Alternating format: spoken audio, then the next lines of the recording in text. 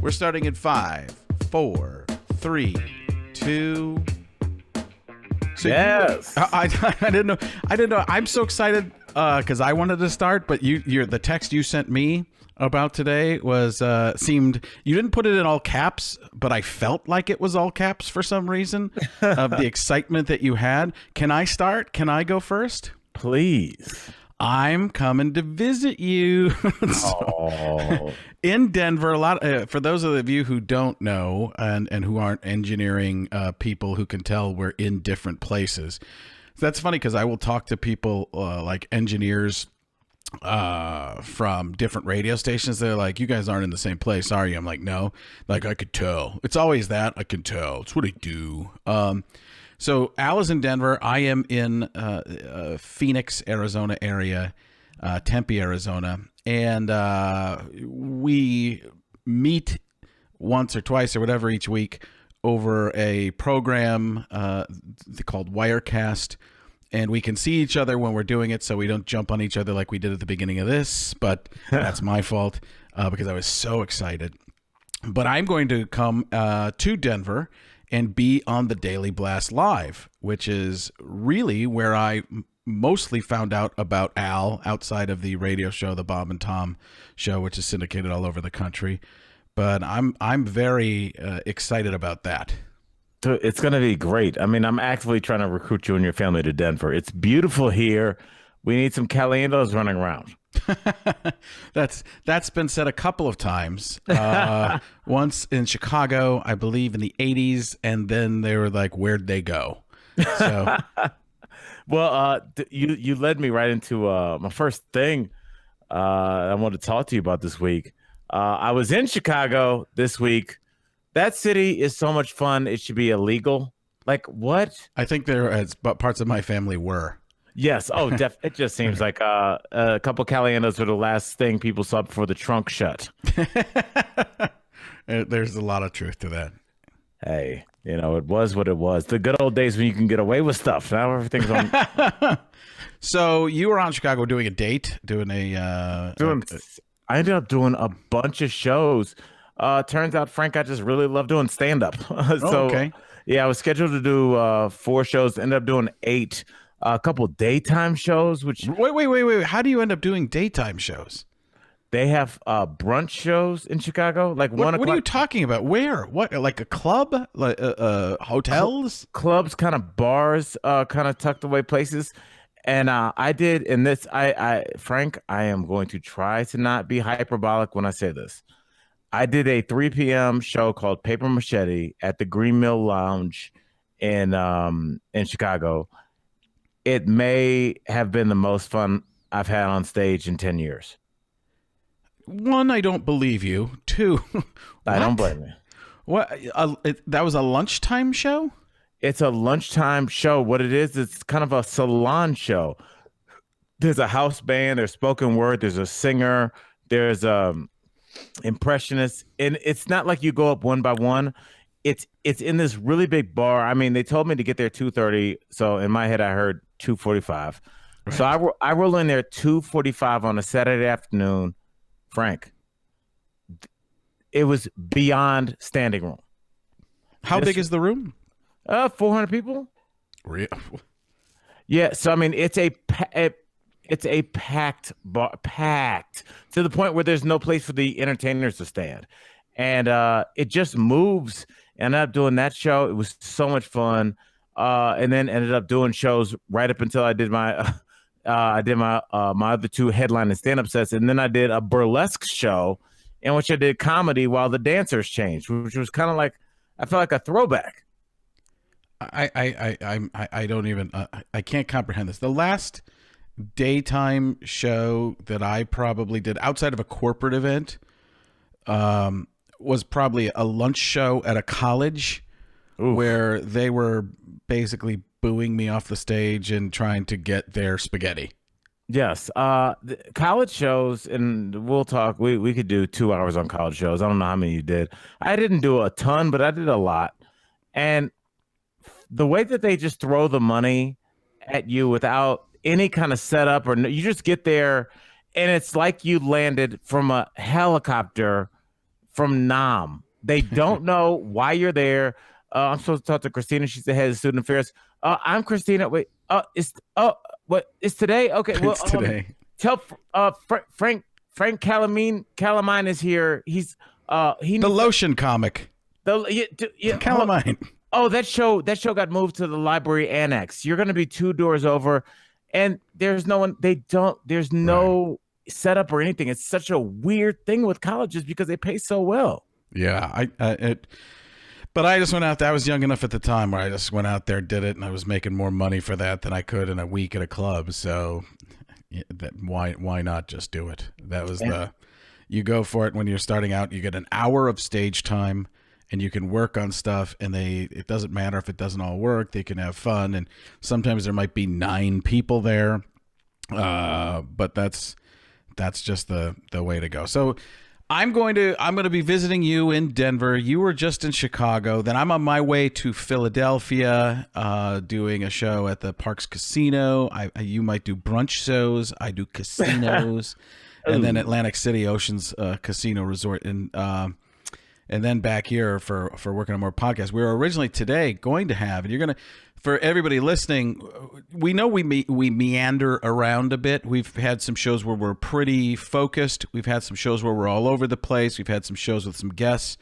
What we're going to do now is we're bringing on a couple new people that have seen the show, heard the show, producer, some other social media types to help us start funneling our energy in the right direction, and people seem to like our... You're making us sound like kids from the Upward Bound program. We're going to take that negative energy, Frank, that you used to break into cars, and we're going to teach you how to canoe this summer. And we're going to make a canoe. We're going to make a canoe, and we're going to canoe in some rapids. We're going to make it tougher. No, I think we've had it's been going very well, and people like our repartee, our chemistry. But I think we've talked about this a little bit, texted back and forth. You and I both are not the type of person that understand time constraints and where a show should meander. So, or do less meandering and focus. Neither of us is the most focused person in the world, I don't think. 2 comics? Are you serious? Yeah, come on. I know. So we'll be working on that. We're going to start working on a little bit more of the social media aspect of stuff. And what was the thing that you had texted me so excited about something first, and something we'll get to that made me incredibly nervous because I'm going to need to hear more about it. I know what it is too.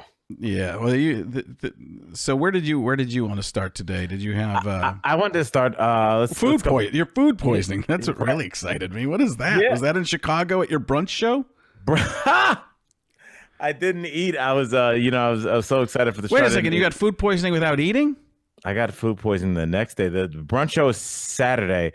This show, first of all, this club had a Sunday show, which I haven't done a Sunday show in a year. Just clubs don't have them that much anymore. So I did a Sunday show, and at about 2:00, I was gonna get some room service, but I was not even some room. Just go down to the bar. Let's stop room service. I was gonna go down and get some food. I was like, I'm in Chicago, so much great food. What a waste. So I went to this, I will just say African restaurant. I won't say what part of Africa. That way I don't want to hate on anybody's business. But I went, I got some marinated chicken and some incredible rice, had a nice, pleasant meal, and came back to the hotel. And Frank, I don't know if you ever done this, like where you're kind of lying to yourself, like you're on the elevator and you're like, man, my stomach feels strange, but whatever. And I sat my butt on the bed and like went to extend my feet on the bed, my head on the pillow. And before either one of them touched, I just stood right back up and went to the bathroom, and me and the bathroom had a little chit chat. Well, I'll tell you what, I was messing around with the cameras there for a second, and as you were talking about it, the cameras were having a little chit chat. So I like that. It was as discombobbled as your stomach. When I went from camera to camera, I was like, oh God. Then I'm pressing buttons, trying to get back, trying to figure out what I did. So continue. I'm sorry. I just wanted you to know that, because if you have somebody look back at it, like, what was that? I'm like, Frank's playing with buttons again. Which sounds like my imaginary friend. Frank's playing with buttons again. Where's Daddy? He's playing with his buttons. He's under a lot of stress. So, all right. So you're in the you're incapacitated. You're I would say from 2 to 6, I was just down, man down. And I have thoughts on this, and I've kind of spoken on it before, but I wanted to. Do you remember the last time that you got food poisoning? I don't know if I've ever known that I've gotten food poisoning. I'm not sure. I'm trying to think. I always attribute it to something else. I couldn't tell you if I've actually even ever gotten food poisoning. I really don't know. Do you have lived it? I cannot believe that from a guy who's on the road as much as you. Yeah, I got food poisoning the last time I was in Japan. And I'm on. Well, I don't go to Japan, so that's why I don't get food poisoning. Well, I was over there doing USO tours, and there's KFC and stuff there. I was like, I don't want to come all the way to Japan and be eating pizza the whole time. So I stopped. Wait a second, pizza at KFC? Pizza Hut. Oh, okay. I thought you said KFC, right? And then you said pizza. No, I'm joking. I'm being a jerk. No, I did go to KFC in South Korea because that was the only thing I could read. I was like, I'm gonna be, and if there's a Best Western, I'll be in there too. But yeah, I got food poisoning in Japan from street fish. I just ate a fish that some guy fried on in his cart off the street, and I would say I was sick within 71 seconds of that. Huh. And there's nothing like being on a U.S. Army base with food poisoning because there's nothing. You're in the barracks. So you're just sick. There's not like any TV where you're like, I'll just binge watch Game of Thrones. You just sit there like, I'm just going to be sick 5,000 miles from home. Yeah, brutal. Yeah. Are you pretty good about eating out, or do you eat the same things, or what? Yeah, I tend to just eat I'll eat eggs in the morning so I can count the calories. I'll try and eat eggs and then some toast and bacon. And then the hash browns are what usually get me because that'll be like 300 or 400 calories of potato or something. Other than that, it would have been 600 calories for breakfast and be perfect. I'll try and get that. Now I'm salivating because I'm thinking of breakfast and I haven't eaten for a bit. There you go. But then I'll try and find like a Panera because Panera is fairly healthy. And I can always get the turkey avocado kind of salad or sandwich or something. So I'll try and find the main things. I don't like to eat before I go on, and I try to eat things I know when I'm on the road. It's when I was in Vegas, I used to eat at the restaurant in the hotel beforehand, and sometimes I'd eat a steak and a big salad, and sometimes I would just be halfway through that show and I would be working on tightening my stomach muscles. I would just be like and breathing, and I was doing Lamaze. Those are male Kegels. It was brutal. One time I remember just racing off the stage afterward. I didn't think I was going to make it. I'm just sitting there, and I wasn't sitting. I was standing there, and I'm thinking to myself, there's no way I can get through this show. Breathe. And then I would do some impressions that had a lot of energy. This was the lowest energy show from me of all time, but there were certain things that I would just burst out with a lot of energy, and it would be like, and then I'd be like, and just, you got to hold and tighten. And it really is that Kegel like you're talking about. And I got off the stage and I just ran, and it was just let's just call it the volcano.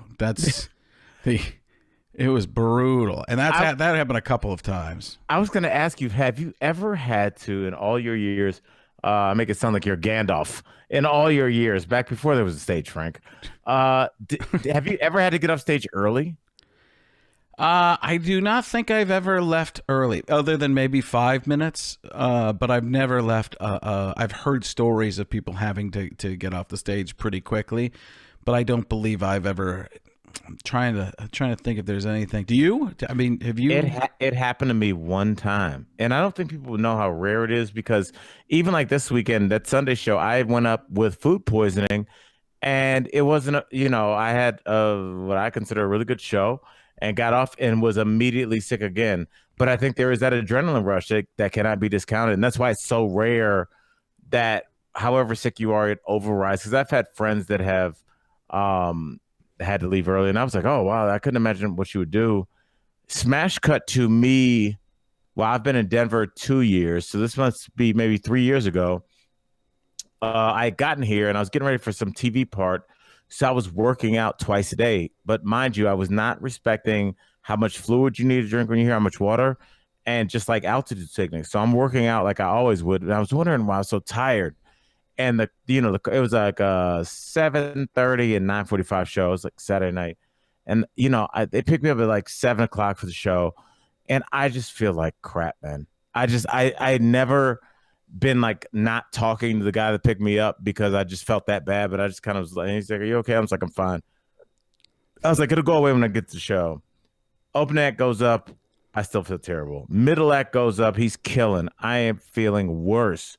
I go on stage and the audience for that 7:30 show was like a TV taping audience. They were just, when like sometimes the audience is laughing so much, you're like, that was not that funny. Like they were an incredible audience. That's most of my shows. I know it's tough. It's hard out here on a pimp. But yeah, and I was probably 20 minutes in, and for somebody that has never sweated on stage or sweat on stage, I don't know what the singular or plural of that is. I started getting those cold sweats where they start dripping. I think it's down. past tense. I think it's past tense. Sweated. You were Sweated, going yeah. singular. First, you went to brown. I'm not a smart man. Plural past tense. Yes. What's the plural? What's the present progressive past tense plurality? It is well within my rights to get dumber, Frank. I'm fine. You're doing great today. I'm cycling down. I knew what you meant, but I don't. I rarely do I get a chance to correct a guy from Brown. I love it. Okay. Oh, but yeah. So anyway, so I'm sweating, and you kind of look at people in the front row, and they're like laughing, but then like, oh, like is this guy okay? And things started getting black and white to me, and I'm like, I don't know what's going on. And I remember You're going back in time on a television. Yeah, I was on the Andy Griffin show. I was like, you hear, all right. I could not focus. And I remember my last thought being, if you don't get off stage right now, you're going to be on YouTube. I swear that was my last, because I was going to go tumbling into the front row. And I remember calling out for the MC. I forgot what his name was. And he's like, I'm here. And I was like, hey, guys, it's been a pleasure. Come back out and see me again. And the crowd clapped. I got off stage. I remember I high-fived some guy wearing suspenders. I high-fived him, went to the green room, and just projectile vomited. And I don't remember anything for like 20 minutes. I was so dehydrated. Denver does it to the best of. I mean, you're a mile in the air, and I didn't respect it, and I got really sick. Yeah, every time I go to Denver or someplace with that's high altitude, I go up a step or two, and I remember. It's just like walking up to the front door, up the step on the porch. I'm like, oh, or even to the stage. 3 steps to the stage, just go up, and you're like, lightheaded. What happened? I'm doing my act laying flat on my back now. That's my new thing, guys. So we had some stories we wanted to get into today. You had zeroed in and keyed in on one of the stories that I saw or had been following somewhat as well. Are you cool starting with that? Was the Jussie Smollett case? Let's get into it, bro. I think it's the story that is defining our narrative, at least this week. I mean, this is such a strange story, and we always here on the show we use the word allegedly until anything's proven. Right. But if you don't know, quick elevator pitch recap.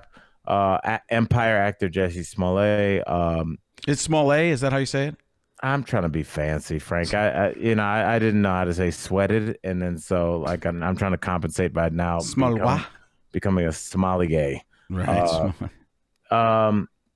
But yes, Jussie Smollett, actor on Empire, says that he was attacked by 2 men wearing MAGA hats.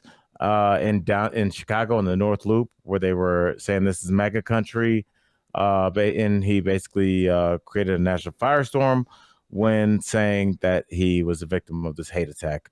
He then produced evidence saying that he had been receiving letters a week before the attack, saying from these alleged suspects saying that they were going to beat his blankety blank and blank blank blank.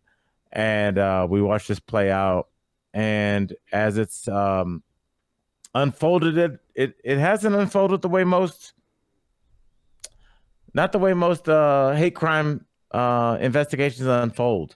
It seems like the cops were initially very hesitant to name them as suspects. They were calling them persons of interest, which I thought was interesting. Of course, Lee Daniels, who made the help, then put up a couple of tweets and Instagram posts supporting Jesse, and the country was behind him. But it seems like, as the days have gone on, as the weeks have gone on since this investigation opened, there have been some questions from the police as to how forthcoming Jesse has been.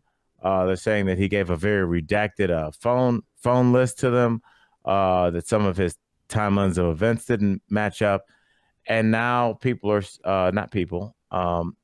There is serious inquisition as to whether Jesse did not orchestrate this himself by hiring two people that he knows. There are phone records that indicate this is at least a possibility, allegedly. And there's also some evidence, apparently, or from what I've read, that that there are two Nigerian brothers, I believe. Yes. Who there's evidence of them making the purchase of the rope. Yeah. For this situation. Now let's preface this with that. I think this is important to take into account. There are all kinds of terrible things out there happening, hate crimes, hate, and all that kind of stuff. So to take this stuff seriously, I think is important at the very beginning. Correct? You agree? I think you always definitely agree. You take that so serious. The problem. And our friend, our friend Chris Spangle, I'm saying this jokingly, not that he's our friend, but the libertarian from Indiana, when he talked about the media is rigged, this is where I think some people get that the media is rigged and say that everything was on board, that nobody had any evidence, but you have to take it seriously first.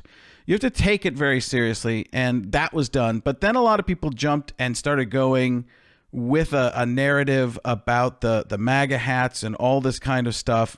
And what it looks like now, and I'm not saying where anything is because I don't know. I say you have to wait because maybe there's going to be another turn. I don't know, as we've talked about many times, I don't know what's true and what isn't true anymore, what can happen. So this could take other twists and something else could happen. It does not look good for the story of Jesse right now. I think do you agree in your eyes? It looks difficult. But what happens is that takes away from everyone who is involved in something that's real, something that does affect people every day, and that there is there's this hatred out there, and people have the hate crime. And it looks to be, we don't know yet, but it looks to be like this is something that he possibly set up himself. I'm being as careful as I can because, again, I don't know, and I'm waiting to find out. I'm trying not to do the opposite now. You're doing the right thing. I'm trying to dance around it, but for good reason. But it looks like he may have gotten those. This is a little bit of piecing things together, and you might have touched on this. He got some letters that were racist, racial, very negative, and it bothered him to a point where he went out and created this. Now, we're not sure if that's what it is, but it seems to be that. But to me, first and foremost, that seems like there's a problem with the person in general, right? I don't jump to, and a lot of people are going to jump to, see, this is what happens in America now, and there's a problem. And I think people do jump on board with some of these things too. If it bleeds, it leads. I do think the media a lot of times finds racial stories and puts them to the top but they do this with other things too, not just that. But it captures attention, it gets ratings, but they don't get all the information first.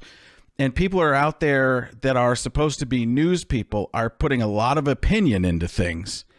And listen, I don't get it 100%.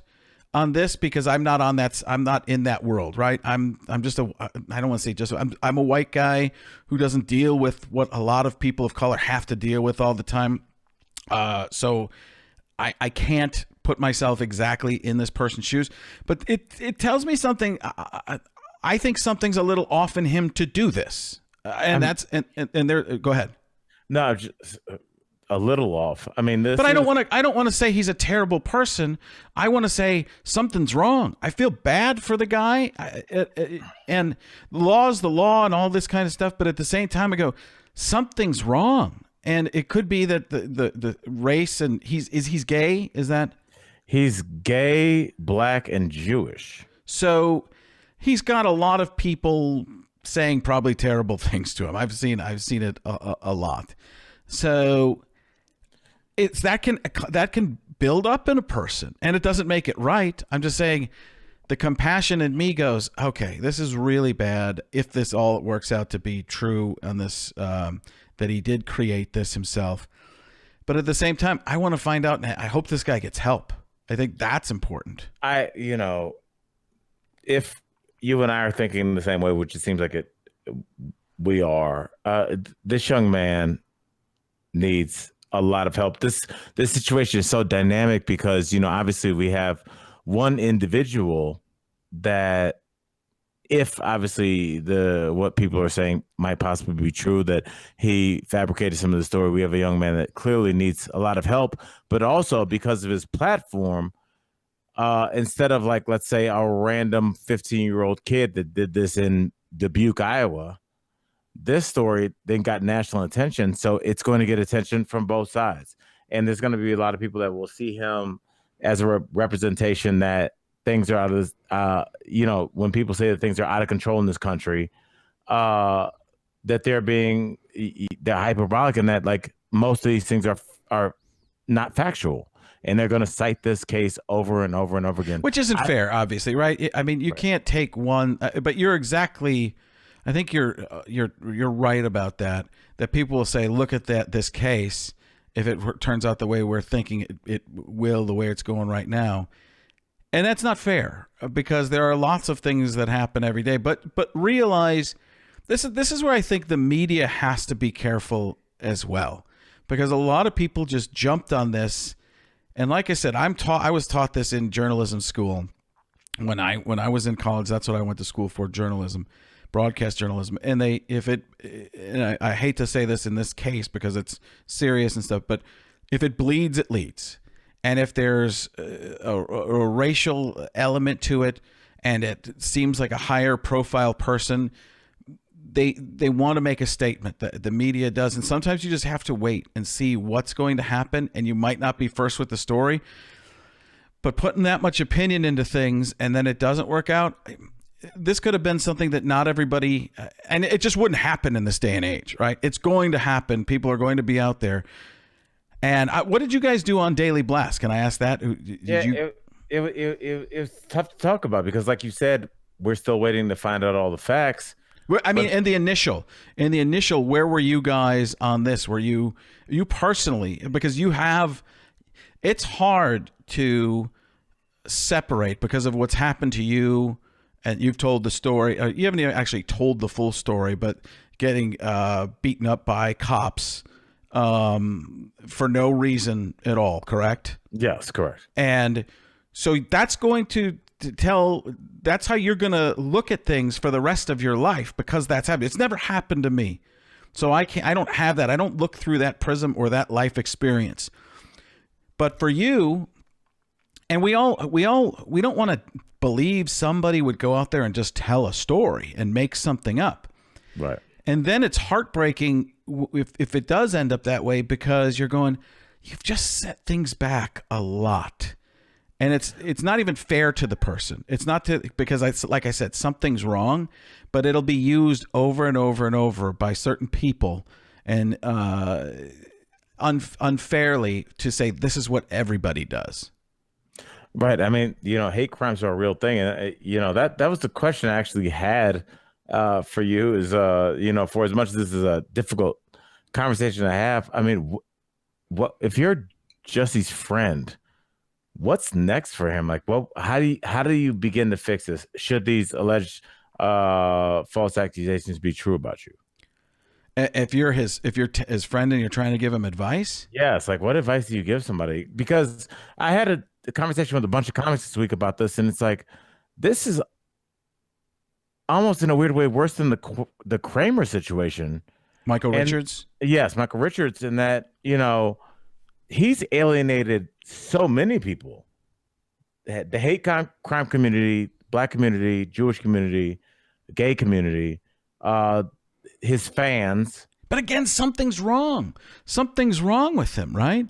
To Right. do this, a person in their right mind doesn't do it. That's the first thing I think of. Is it's not.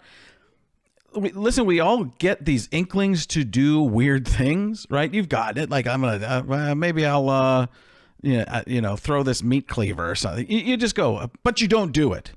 You don't act on it. When somebody acts on it, something's breaking down in reality. I mean, it was a weird situation in the first place. It was freezing cold weather. He was out to get a sandwich, and there were just odd things. So it wasn't freezing cold. It was a polar vortex. Polar vortex. It was like the coldest Chicago's ever been. Like, think about that statement.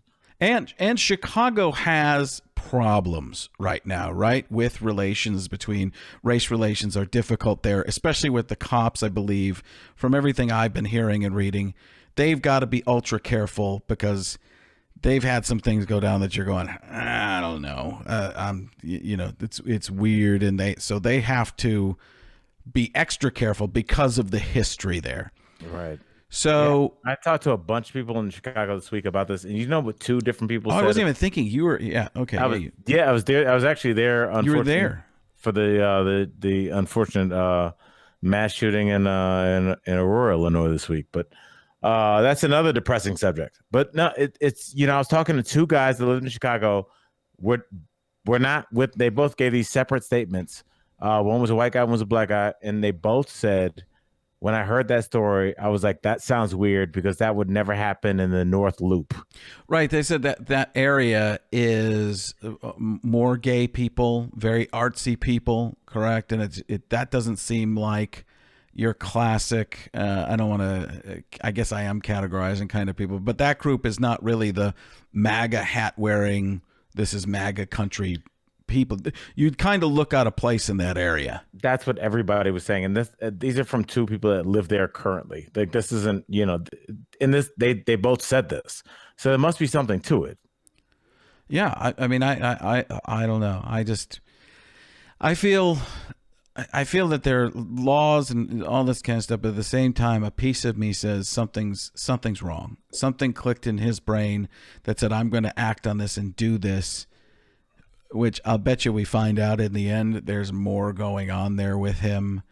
It could be, I mean, I don't know. I don't. It could be like a genetic thing or a chemical imbalance or something like that, or he's just had enough of being treated poorly by people. That can happen too. Listen, not in the same way, but I'm the type of person who just listens and listens and listens in my own life, and I'm pretty well off and privileged and all that kinds of lucky, all these kinds of things. You're also super talented. Don't forget that. And super duper talented. You forgot the duper. We've all seen your Pornhub clips. But I forgot where I was going. Like, you lost me on that one.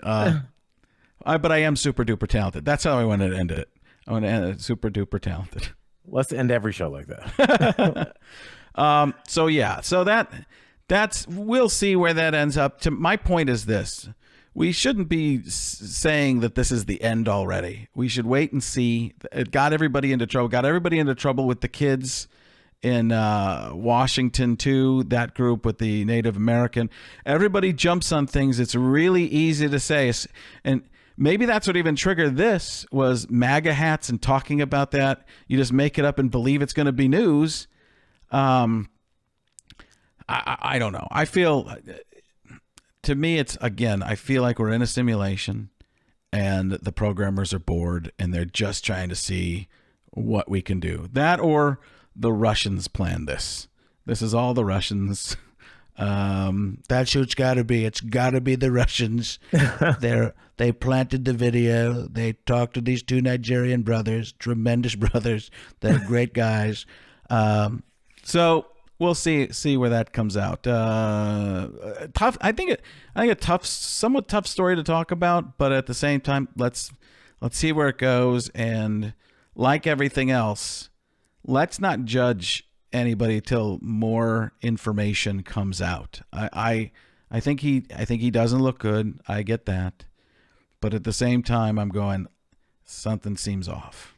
I'm going to ask you a weird kind of offshoot question, but I really want to know where your head goes on this.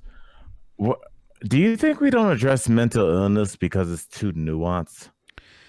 Well, I don't. You always. The reason this might not even have been my thinking a year ago, but since meeting you and you talking about mental illness when we do talk a lot, that's where my brain went on this, because I think there is a reality to. We don't talk about that. And, you know, in Hollywood, people, it's not real anymore, right? I mean, people bring you coffee, they bring you breakfast, they bring you lunch. If you're on a TV show, a lot gets done for you. And I don't know how much I've been in that situation too, where reality is different at that point. It doesn't seem real anymore. Everybody always seems to be treating you really well. And the ratings were down on that show as well, by the way. And, you know, maybe there's some of that sinking in, hey, how long is this show going to be on? I don't even know. Maybe that's in the back of his head. And it would be in the back of mine, probably, like what's going to happen. Not to the point where I would make up a story, but I don't know. But as far as mental illness, yeah, I think nobody knows where to go with it, because you can't blame anybody. We love to blame, right? We need to blame. It's like you can't be like, oh, you know, because where does it end and where does if somebody, some famous guy or some attorney or senator cheats on his wife with 10 waitresses, he can say I'm a sex addict, right?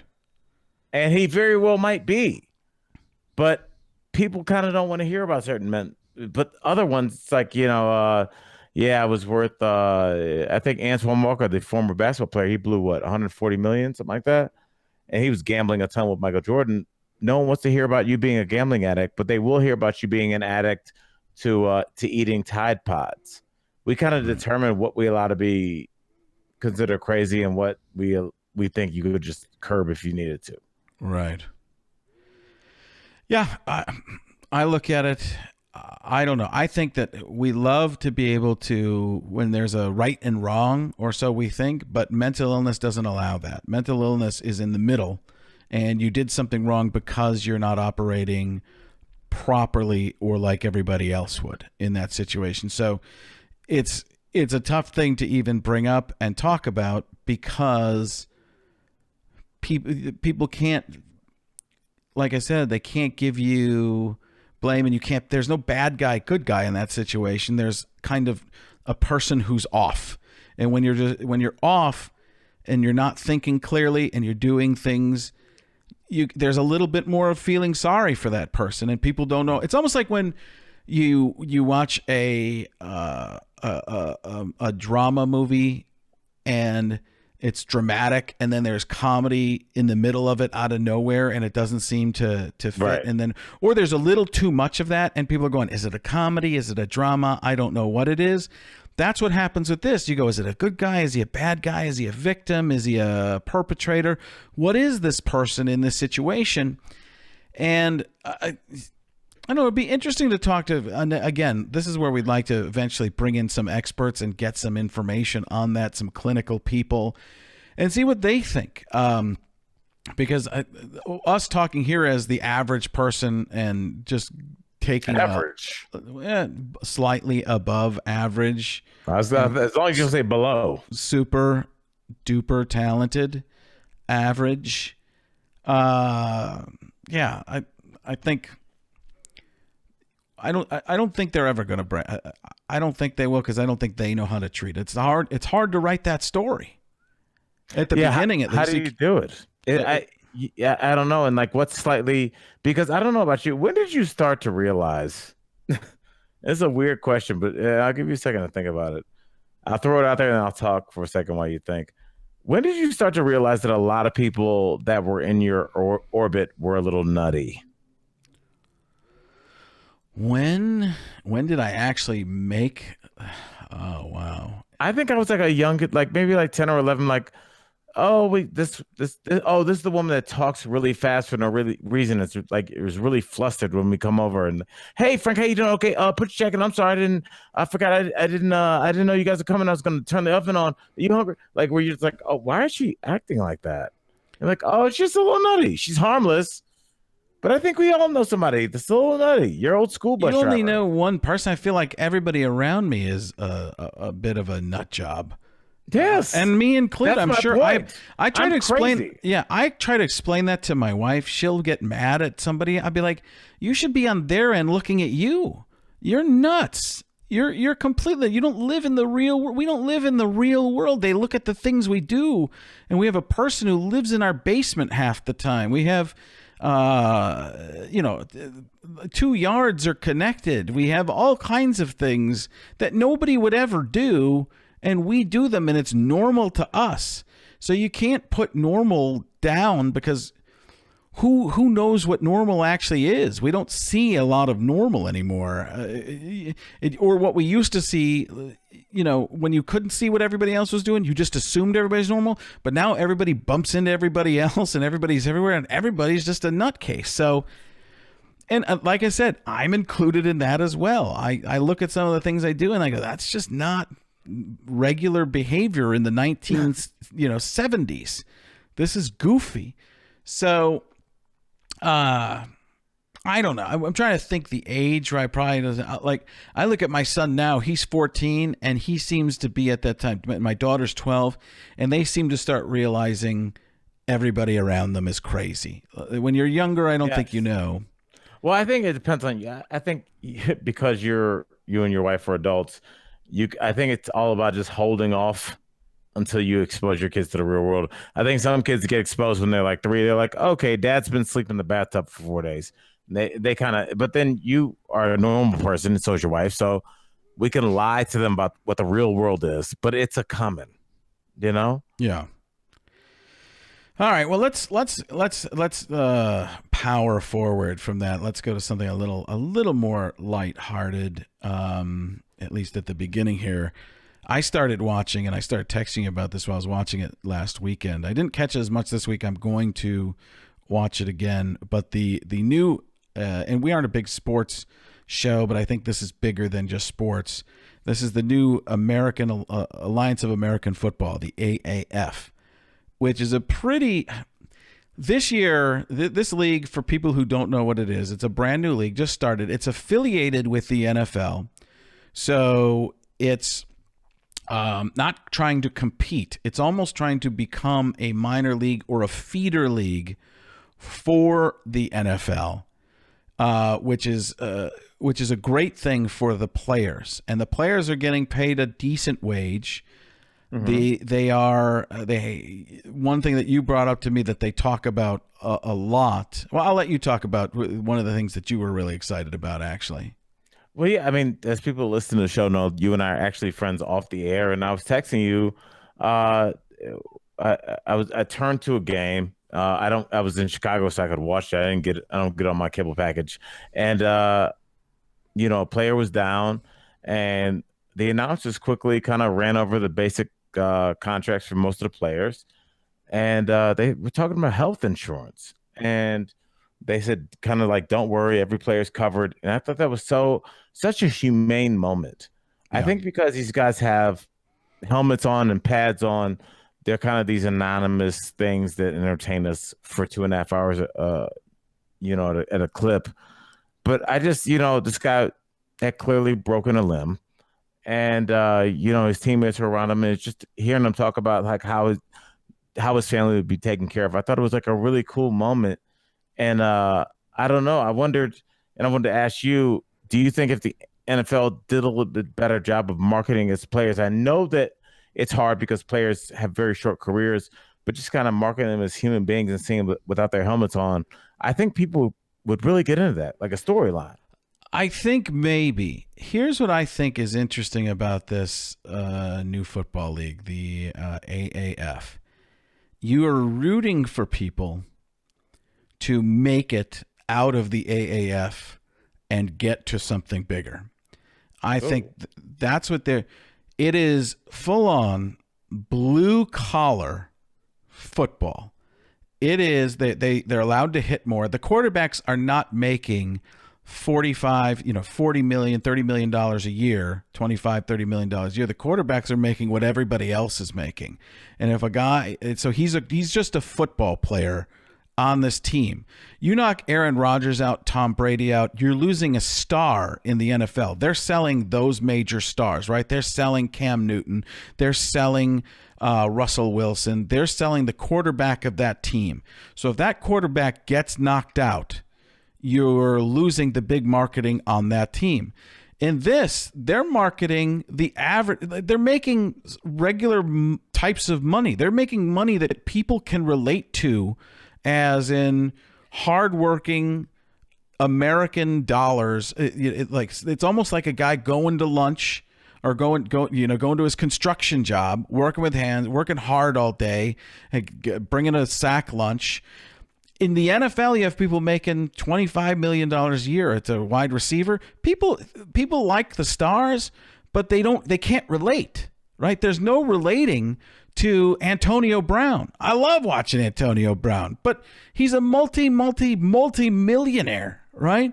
Yeah. At a certain point, you go, I don't know what it's like to be, and I've made a ton of money, and I'm very well. I don't know I'm not even close to that world where people lose that relationship to the player. In this world, in this Alliance of American Football, when they see the players, they're like, this is my guy. This is my kind of person. And I think the league, I believe that this year is probably going to be the weakest year, because if you were in college and for their level of players, because if you were in college, would you have left college this year to go to this league if you don't know it's going to move on? It's going to stay on? No. Let's say you have two, because you have to be out of the NFL for 3 years, or you have to be out of college or high school for 3 years to be in the NFL. That's a rule. So that's in the players' agreement, in the whatever it's called, the union negotiates that, but it's 3 years removed from high school to be in the NFL. So if you were a college player, you're definitely playing college this year. Some people are not meant to go to college, and that doesn't mean you're not smart. You might just not like taking tests. You might be great working with your hands. You might be an auto mechanic in the future. This world, we need auto mechanics. We need people who can do all these sorts of things. That's not a negative whatsoever. Society's kind of told people that you are if you don't go to college. It's ridiculous. But some people are just meant to maybe play football and don't get that chance. So this group of people, you can root for people. They're not mega stars. And I believe the stars, whatever money they make, God bless them. If you can do it, go for it and do it. I remember having a friend who told me these players are overpaid, a friend's dad. And there might have been, some race element of it to him too. I don't know, but it kind of felt like that in a way, but it wasn't direct. But I always felt, and I said to him, if you can make the money and somebody's willing you to pay the money, you take the money, and it's because you're worth something. You must be worth it if somebody's paying it. You're worth it to somebody. That's the thing. Like everybody says the players are overpaid, but I'm like, do they understand? As somebody that's from Cleveland, Ohio, and has seen what like LeBron James does to a downtown, right? We've talked about that. Yeah, it's just absolutely. But the middle people who are great at what they do, and they create an element on the team, or they create excitement. It may not be LeBron level, but it brings people in and it makes people excited about the team, and the team benefits for it. Now, next year or in 2 years, if this league's been around for 2 years and you've been in college for 2 years and you want to start learning the pro system more and you don't want to go to classes anymore, you can go play in this league now. You can probably make a pretty decent. They'll probably start messing around with the contracts and paying people to come. You could be a person who's out of the league for a little bit. You don't think you're going to get a chance. They want you. There are going to be more and more people that see that it's pretty good football. And if I'm a player and I've played a year of college, I'm not on that good of a college football team. I was thinking about transferring where I'd have to sit out or something like that. And I'm good enough that I feel like, oh no, I made the wrong choice in this college choice. Why wouldn't I go play for a system that's going to be very similar to what I might get drafted in the NFL? Especially, you know what I love about this, and please keep your train of thought, but you maybe think about this. Think about if you're a college, you're halfway through your career, and they fire the head coach, and they bring in a guy that runs a totally different system than you. Right. If you're a fullback and they bring in a guy that runs the spread, you're done. Now you have something that's in your back pocket that allows you a backup plan in terms of football itself. It's just a regular job. It might not be the superstar job, but you have the chance to get the superstar job. It's like the minor leagues in baseball and the G League and basketball, where there is a place, and even so, they're trying to come up with these other leagues for basketball that I think is great as well, where people can go and you don't have to have the choice, because people are always like, we need to pay college players. And I think that's a very difficult situation, because there are only a few colleges that make a lot of money off of their programs. So they're going to get everybody anyways. And what are they going to do? Spread the wealth? It's just never going to happen. And the NCAA is not like it was when it first started. They might have made a little money, but now it's massive, right? So it's not the same thing that it was. But how are you going to pay a college player? Let's say you're going to pay a college player $50,000 a year. Well, you pay a college player $50,000 a year, or do you go and play in this league for $50,000 a year? There is a huge benefit to getting that degree, right? If you go to if you're going to Duke and you have that and you're guaranteed that for your life, that you can now finish at Duke, there's something to be said for that as well, but you might not want that. And now there's another way to go.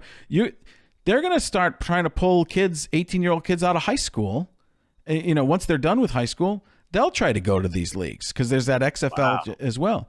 And you think about that, it's finally a place. It's what they've needed. And the colleges aren't going to be any worse off for it. The colleges, people root for their colleges. The team changes every 2 or 3 years anyways, completely. Yeah, all those guys are gone.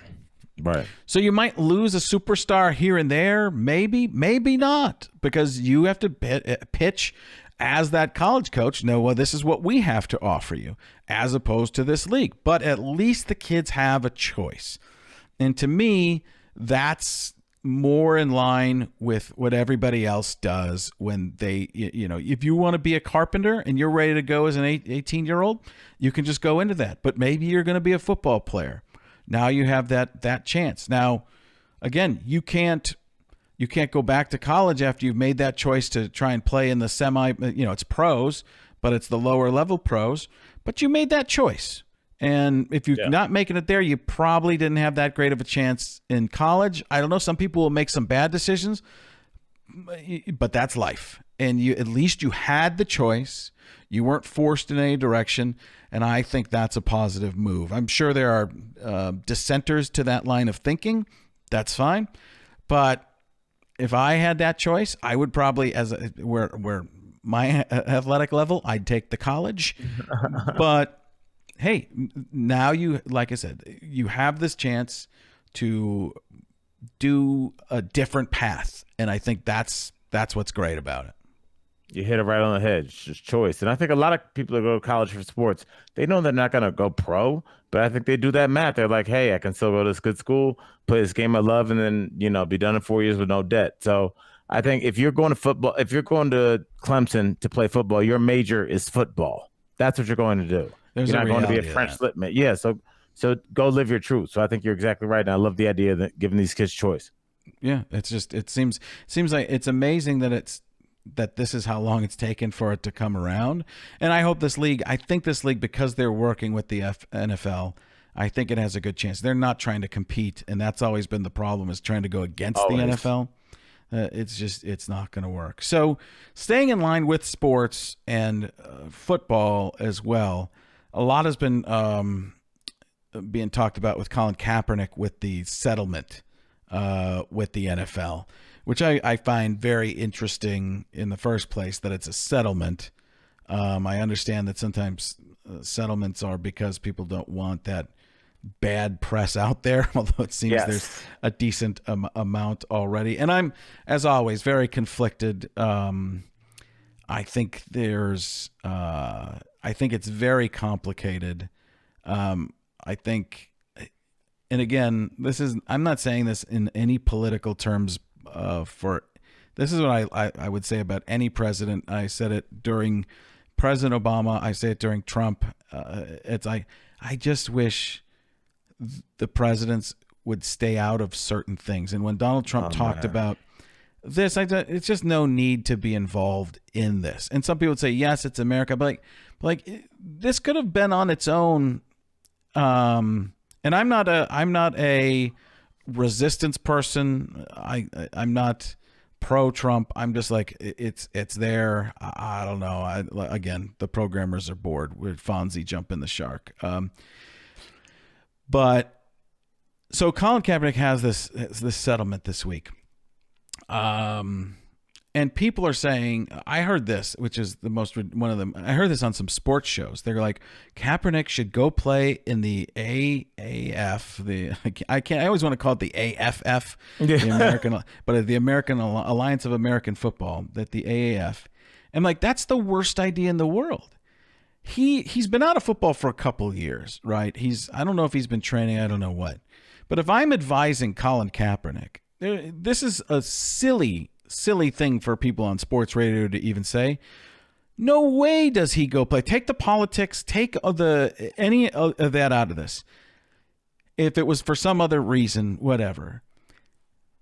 But no way, as a representative, do I say, go play in this league. Your risk is so far worse than your reward. You have to play great. You can only play great. And it takes away your argument that you should have been playing if you look bad or average. Immediately. And he can't. He can't do it. And it sounds like we're being unfair to the system or whatever. I know most people don't worry about the system, but the reality is, my mom years ago got hurt at work.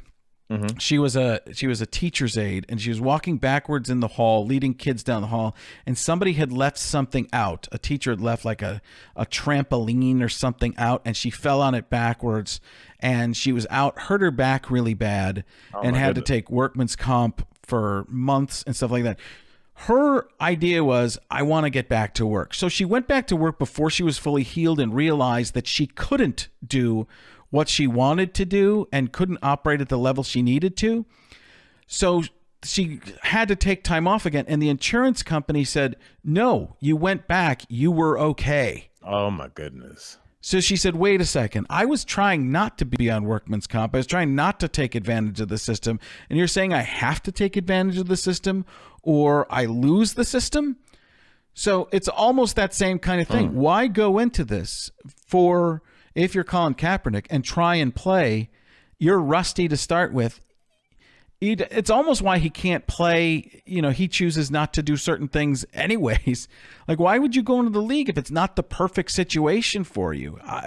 I'm not saying it's right to not stand for the national anthem. I'm not saying it's wrong to sit for the national. I'm just saying in this, to me, as a person going to, he's partially, and the owners have done it too, but they both put themselves in bad situations or put him in bad situation where I don't know what he does. I don't know how he plays again, even if somebody wants him, because he's got to look fantastic or at least better than average. And that's really hard to do when you've been out for a while.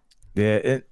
The only response I might have to that is, or I do have to that is, maybe he wants to play that bad. Okay, yeah, and it almost makes his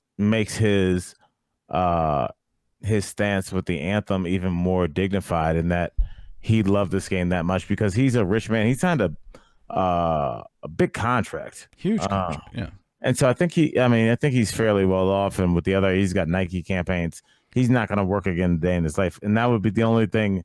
There's some guys that have to come back because they're on the I Have a Mortgage tour.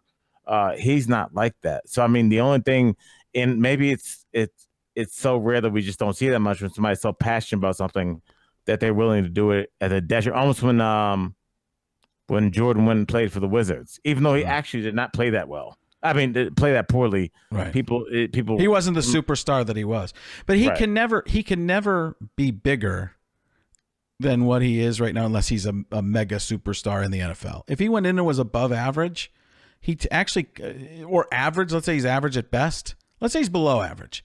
He takes away from every iconic level that he's at for a certain audience. And I realize that there are people that are very against the stand. I don't know any people who are against who are. I'm trying to say this correctly without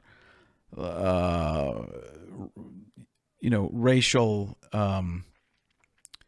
What would you call his whole stance is based on police brutality against black men. Yes. Right. I don't know anybody who is who thinks that's a bad cause. Right. I think people get upset about. Well, there might be some people that there are some people who probably are like, no, there's no such thing. But other than that, most people, I think, get that thought, whether they can understand it 100% or not. Like me, I've never lived it, so I don't know.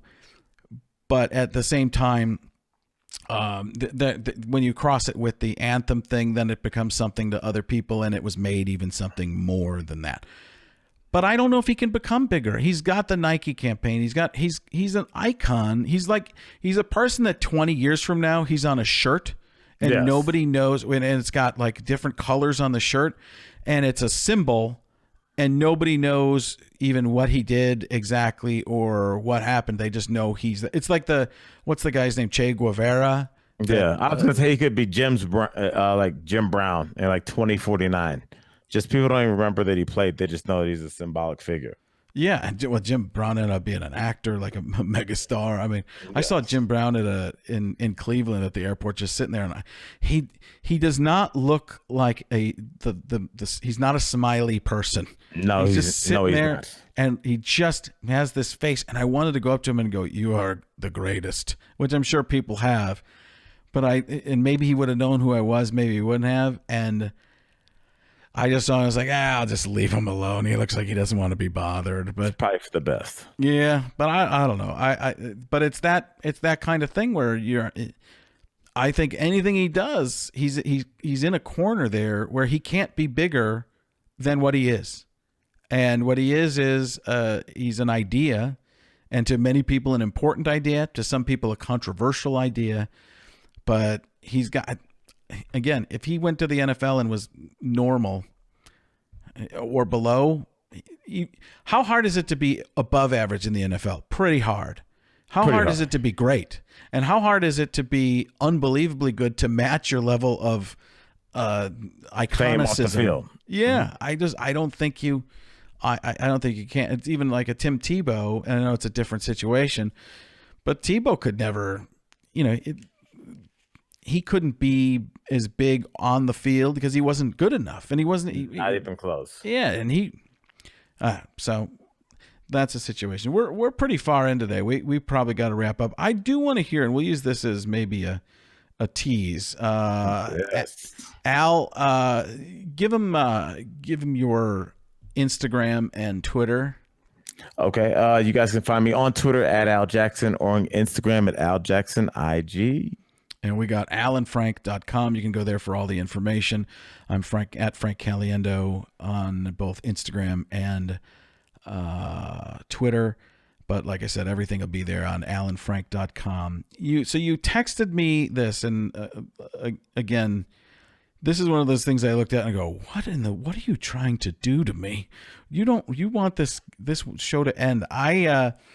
So explain this, and we'll do this on the next show. Once again, we were going to talk about, I think later this week is finally the conversation between Chris Spangle, who we had on, who's the libertarian from Indiana, and David Houston, who I went to school with, Dave Houston, in Waukesha, Wisconsin. And he was interested to learn more about Spangle and libertarianism.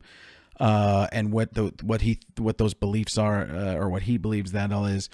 And they ended up doing their own little mini podcast under our name. It's what we actually want from people. We want people to have conversations that might disagree, agree, and find points of agreement. Not necessarily do it on our podcast, but we want people to go out there and do it. So I listened to it, and it was quite good and quite informative. And it's a back and forth. It's not like a praise fest. It's like, what do you think? Okay, how is this? And they're kind of like picking through and trying to understand different sides of things, and hey, I'm with you on this, but I don't get this.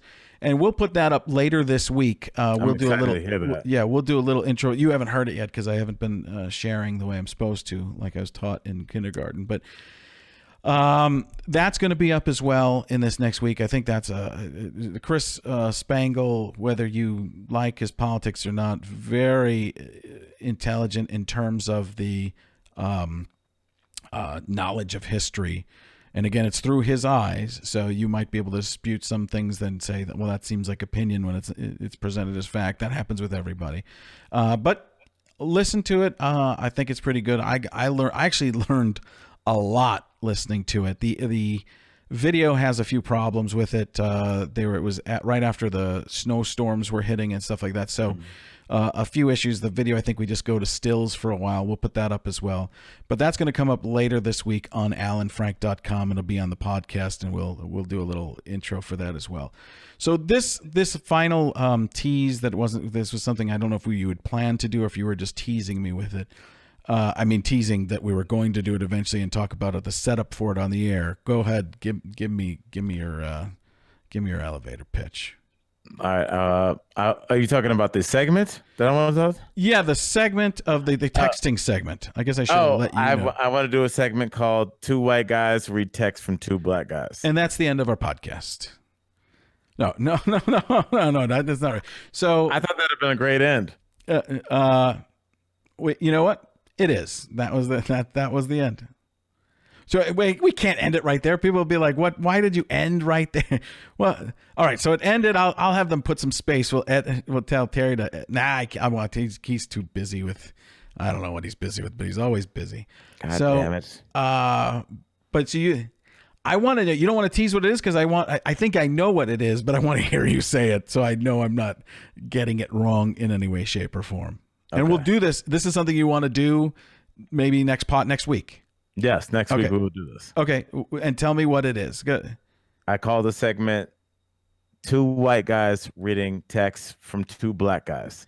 And it's just exactly what it says? That's it. No context or anything. I just want you to pick any white guys that are floating around in your head.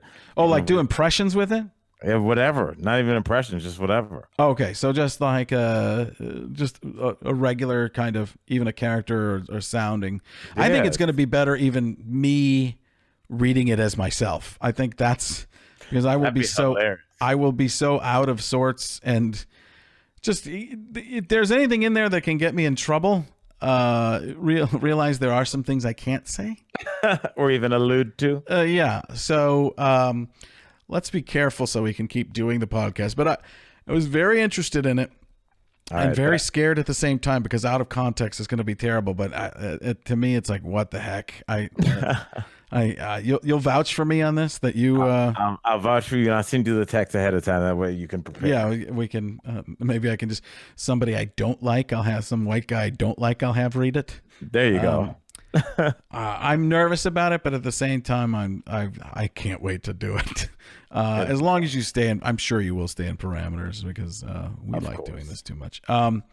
So that's it. We will talk to you next week. And once again, the segment to look forward to next week is Two White Guys Read Text from Two Black Guys.